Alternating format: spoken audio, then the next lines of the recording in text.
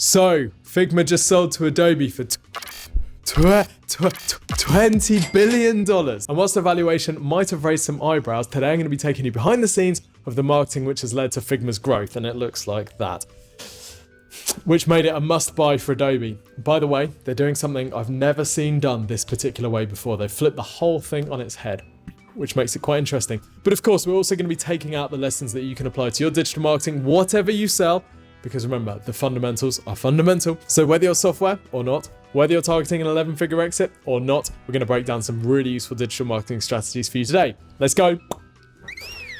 So here's how we're going to do it. Firstly, we're going to have a look at their website and how it's evolved over the years. Then we're going to have a look at how they're driving traffic to the site. Deal? Deal. You can learn a lot about a business's history by looking at previous versions of its website. Or at least I hope you can, because that's what we're about to do. So this is Figma's website from back in 2015. Now this was before they had a paid product. They basically just invited people in to use it so they could test it. But we can see that despite this being a very early stage business, they had a very clear idea about what this product did. The collaborative interface design tool. Fairly clear. We can also see further down the page that they've got some software, it's working, they feature the demo very prominently on the site, and they're very clear about the benefits it offers against existing solutions. We can see this approach continue into 2016, which is the next version of the site, still a year before they had a paid product. They've got the demo really prominently above the fold here, and they've got copy which very clearly explains the benefits of Figma versus established competitors. Now, I don't know about you, but I wouldn't have necessarily said that 6 years later this business was going to be worth $20 billion, but what I would have said is that this is a business that very clearly understands what it's selling, who it's selling to, and why they should buy it. And this leads us to our first marketing lesson, because even though Figma was still pre-revenue at this point, they had a very clear message, basically collaborative design, browser-based, which makes your life as a designer easier. And this clear message was really important for Figma at this stage in their growth, because whilst they were still pre-revenue, they'd already attracted $17.8 million in funding. And when you're pre-revenue, investors only have the story and the message to go on. So this message that they would have had to hone and refine through all of these investor pitches, basically collaborative design, browser-based, which makes your life as a designer easier, that clear message is what would have got them traction with investors and would go on to get them traction with the market. Now, I can tell you the team here at Exposure Ninja would bite your hand off to work with a business like Figma, because they understand that thing, exactly what you're selling, who you're selling to, and why they should buy it versus the other competitors in the market. Now, these things sound so obvious, but it's actually relatively uncommon to find a business that is so clear about what it sells, who it's selling to, and why people should buy from it. Yet it's far easier to market a business that has that stuff nailed, that has that message clear, than one where they're still unclear or fuzzy about why people should actually buy from it in the first place. Okay, so back in 2016, when this was Figma's website, how was business going? Well, the product was still free, so still no revenue. And we can see that their traffic wasn't particularly high, but it was growing. So in 2015, they're getting like 100 or a few hundred visits to their website every month. By 2016, this had increased to a few thousand, and by the end of 2016, they broke 6,000 visits for the first time. Whee! By the way, no paid traffic at all during this time, basically spending their time just improving the product. But they didn't stop refining and honing their message. If we fast forward to 2017, which is when they launched their first paid version, we can see they're continuing to refine the message. We've still got the demo very visible on this homepage, but we've now got this headline, turn ideas into products faster. This is really important for two reasons. Firstly, they're narrowing their targeting from all design into people who are designing products. So like app designers or UX designers, and they're focusing on speed. A snappy subhead and a call to action completes this above the fold section. But the rest of this page is also really good too. We can see that they've got 3 sections of basically benefits copy, and these are broken into categories. The categories are everything in one place, empower your team, and design programmatically. And then underneath each of these, they've got different bullet points which fit into that category. So for example, everything in one place, they've got 3 pain points which designers have with existing solutions that Figma solves. Never upload, download, or worry about versions again. Well, Figma solves that. Brilliant. So if I'm a designer, I'm reading this thinking, wow, okay, this solves all of my current pain points. Another really nice thing they do on this version of the site is they have a testimonial summarizing each of these benefits. So not only are they saying these things about themselves, they've also got a reputable client saying these things about them too. Huge credibility. If we fast forward another couple of years to 2019, we can see Figma is getting more confident. They're going for bolder statements now, a better way to design. And the reason that they're going for these bolder statements is they're now getting so much traction. Look at these client logos of the businesses that they work with. Figma has now become a heavy hitter. Their CTA, still try Figma for free, and it's echoed throughout the page. Nice job, team. As this graph from UX Tools shows, Figma went from 5th position in the UX tools that designers used in 2017 to first position and totally dominant by 2021. This is huge. They've gone from also ran to totally dominant in 5 years. But how? Well, let's take a look. The strategy might surprise you. And by the way, if you want some help with your digital marketing, the team here at Exposure Ninja have a free website and marketing review. This has been requested by some of the world's largest brands, and I mean largest brands, like top 5 largest brands in the world. Anyway, here's how it works. Go to exposureninja.com/review, fill in a bit of details about your business and your marketing goals. We will then analyze your website and your digital marketing and put together a free plan for you to follow over the next 6 to 12 months to smash those marketing goals out of the park. We'll send this over to you in a video by email. There's no obligation to use our agency services or anything like that. Although, of course, if you would like to, then we will be happy to talk to you about those. So go to exposureninja.com/review to request your free website and marketing review today. Like now, do it now. You can do it in the background while you watch this video. Now, if you've watched these videos before, you'll know that this sort of growth usually happens from some form of SEO, content marketing, or paid advertising. And we can see that Figma has done some decent SEO-ish. For example, they've got these competitor targeting pages. So one of Figma's competitors is called InVision Studio, and they've got this whole page here, which is optimized to rank for Figma versus InVision Studio. And it's all about what InVision does. It's all about what InVision does and where Figma's better and all this type of stuff. And they've got a whole bunch of these pages in the compare section on the site. Now, this is smart, this is good, this works well. They've actually got it ranking second for InVision Studio. So when you search for InVision Studio, it's actually the second ranking organic result, which is pretty good. This is the equivalent of like reaching into your competitors' mouths and taking food out and putting it in your mouth. It's pretty smart. They're trying to steal their competitors' traffic, which is absolutely great. And it's a fairly well-trodden path for SaaS businesses. But there's so much SEO low-hanging fruit on this site. It is ridiculous. They're barely ranking for so many of the design-focused phrases that they could be targeting. For example, think about all the things that designers want to learn how to do online, whether it's like removing backgrounds or resizing icons or whatever it might be. Think about all of the different topics that designers have questions on.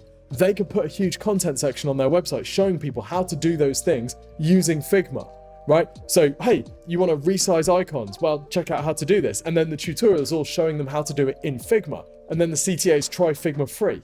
That's killer, right? They get that ranking for all sorts of stuff, but they're not doing any of that at all. So it's definitely not their SEO which has led to this growth. What about their paid traffic? Well, they're doing some Google search stuff, although only relatively recently, and they're just kind of dipping their toe in the water, spending a casual $100,000 a month. Now, what they are doing is kind of interesting. They've got this tool called FigJam, which is like a more informal version of Figma, like a whiteboarding, brainstorm, collaboration type thing.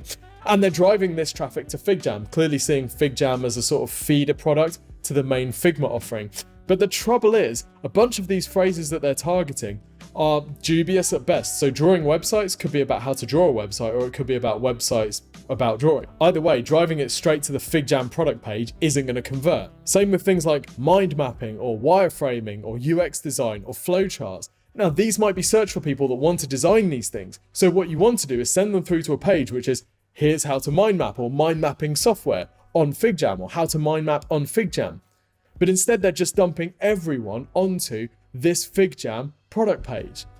Now, I know you know this, but we're going to recap anyway. The key to pay-per-click profitability is that every stage of the journey feels safe. You feel like you're in the right place, right? So if you search for UX design software, you see an ad for UX design software, then you click on the ad, there's a landing page which says UX design software, and the call to action is try the UX design software, right? At every stage, you're like, oh, I'm in the right place. Oh, I'm in the right place. Oh, I'm in the right place. What you don't want to do is type in UX design software, and then you get an ad that says UX design software. You click on the ad and get to a landing page where it says, welcome to FigJam. You're like, what?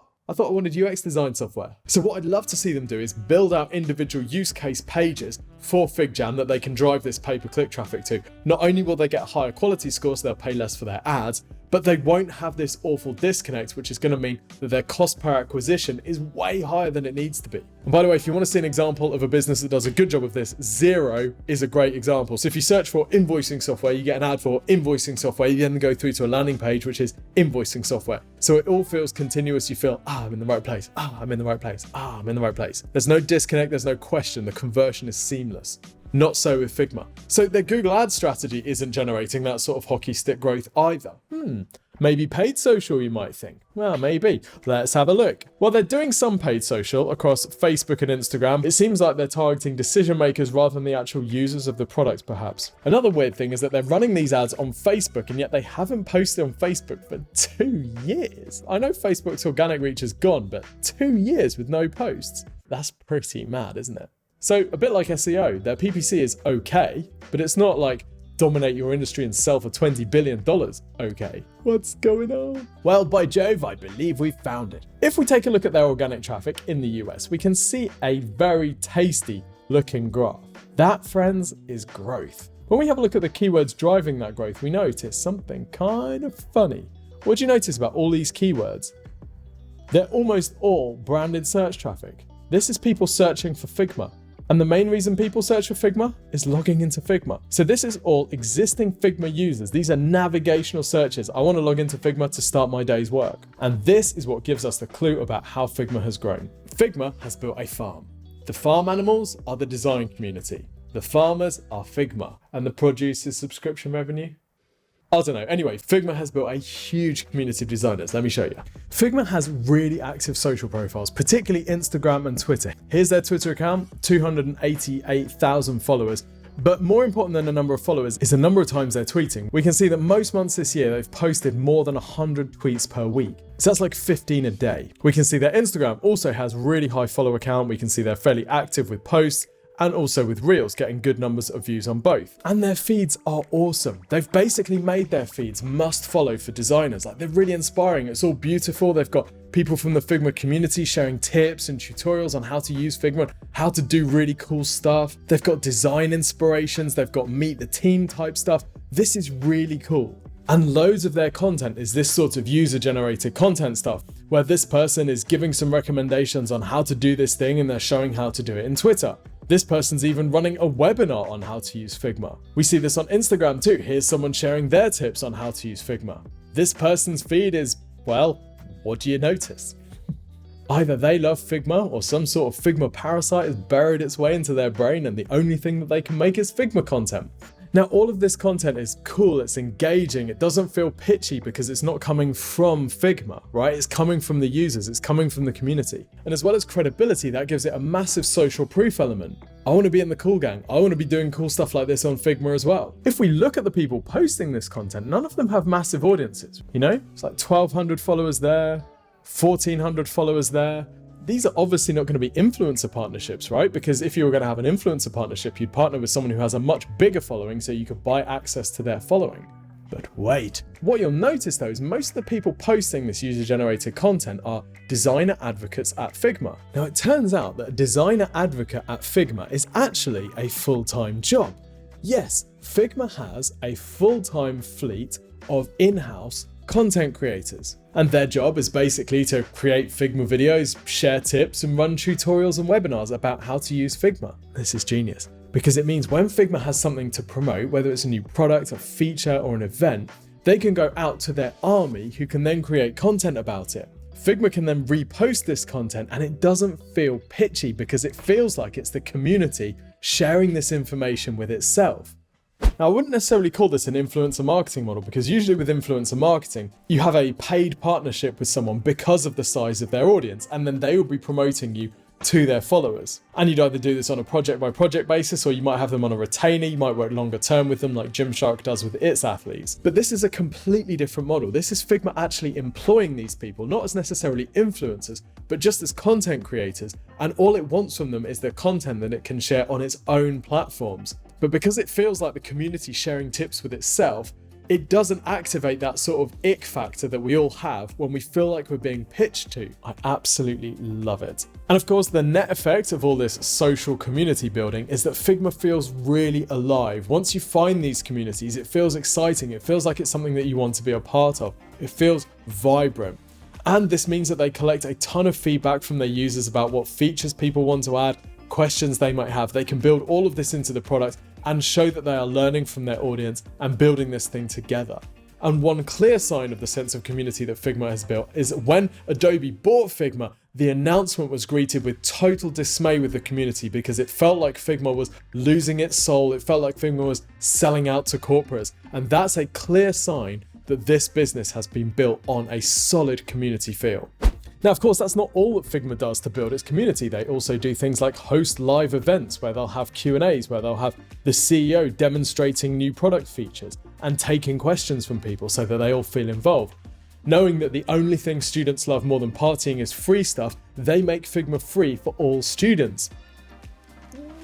Yes, because they know that today's design students will be tomorrow's hot new designers. And when they go into the world of work, of course, they're going to be taking their design tool with them. So knowing that, Figma has even bought an ice cream truck, which they park outside design schools and give away free ice cream. We totally need a ninja ice cream truck. Okay, marketing lesson time. What can we take from all of this and apply? Remember lesson 1. This is all about being really clear about what you sell, who you're selling to, and why they should buy from you rather than your competitors. Figma is so clear about their value proposition. Collaborative design software, browser-based to make your life easier as a designer. How about you? How clear are you on what your business sells? Can you communicate it that clearly? And is it as compelling to your audience as that proposition is to designers? Lesson 2 is Figma's use of community. They invest heavily in building their community. Community is not something that you build accidentally online. It's something that you have to invest time and energy and money into. Remember, they've got these full-time designer advocates just so their feed doesn't feel too promotional, so it feels like there's loads of user-generated content and the community sharing tips with themselves. Figma has built a place where designers can hang out, share tips, and feel inspired, whilst always making their software the center of attention. They don't show you how to draw this thing, they show you how to draw this thing in Figma. So it's not just community for community's sake, it's come and join the cool gang and use Figma. The third lesson though is one of encouragement, and that is that Figma is not smashing everything. Their SEO is okay, but leaves so much room for improvement. Having taken a look with a strong SEO and content strategy, I think Figma could triple its non-branded organic traffic in like 6 months. There is so much potential here. And that's really exciting if you're Adobe, because you know you could grow this thing even further. The same is true for paid traffic, both paid search and paid social, neither of which are being used to their full potential. I know that if you watch loads of these Exposure Ninja videos or listen to our podcasts or read our books, it can feel really intimidating because you're thinking, oh, there's so much stuff that we could and should be doing. But how often do we see in these videos that one of these brands has focused on a certain number of channels and they've just dominated them and crushed them and generated incredible growth from it? Then of course you can add in stuff later on, but you don't have to be perfect across every marketing channel. So work out what your top marketing priorities are and go all in on them. And of course, if you want help choosing your top marketing priorities, the team here at Exposure Ninja can help with the free website and marketing review from exposureninja.com/review. And by the way, if you've enjoyed this, the next thing that you want to do is check out how Red Bull has completely rewritten the marketing playbook. In this video, I break down exactly what they've done and how they've flipped some age-old principles totally on their head to work at a new level than anybody has ever seen. Thanks for joining us today. Thanks for subscribing. Wink, I never could wink. And drop us a comment. If you're a Figma user, were you aware that the people posting this user-generated content on their social profiles were paid full-time members of Figma staff? Let me know in the comments. I'm really interested to see. Until next time, see you soon.